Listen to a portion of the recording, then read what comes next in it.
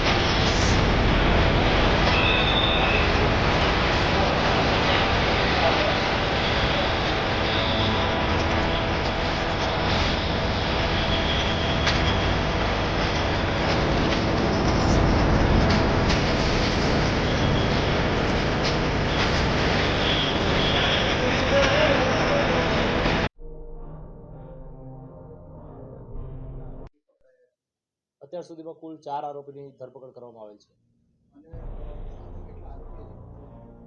અત્યારે એફઆઈઆર મુજબ એક આરોપી અલ્લા રખાની વાઇફ મકસાના છે, એને પકડવામાં બાકી છે.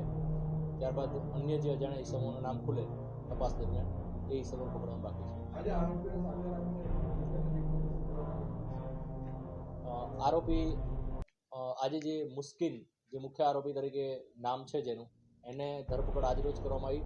ત્યારબાદ ચારે આરોપી સ્વખુશી દર્શાવતા હોય કે અમે જગ્યા ઉપર જઈ અને દર્શાવવા માગીએ છીએ કે અમે શું કર્યું, કેવી રીતના કર્યું. તેથી અમે પૂરતી ફોર્સ બંદોબસ્ત રાખી અને જગ્યાનું પંચનામું કરવા માટે ગયા હતા કે બનાવ શરૂઆતથી લઈને અંત સુધી શું બન્યો હતો. આથી આરોપીની હાજરી સાથે અમે રિકન્સ્ટ્રક્શન પંચનામું કર્યું છે.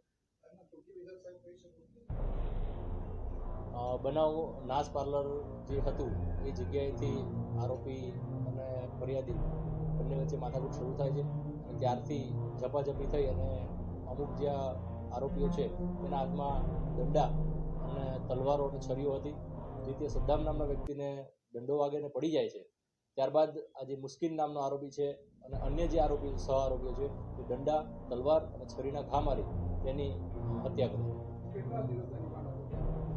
અત્યારે હાલ પૂરતા 3 દિવસના રિમાન્ડ આપને મળ્યા છે.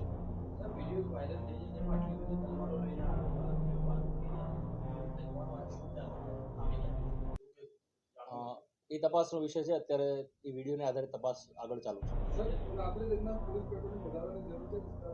જી, રાત્રિ દરમિયાન ઓલરેડી પોલીસ પેટ્રોલિંગ વધારી દીધું છે અને બીજી અલગ અલગ ટુકડીઓ બહારથી સરપ્રાઇઝ ટીમો બોલાવીને પણ વિઝિટ કરવામાં આવી રહી છે.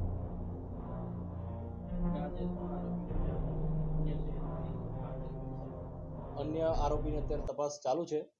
સમય આવે તેને નામ ખોલવામાં આવશે.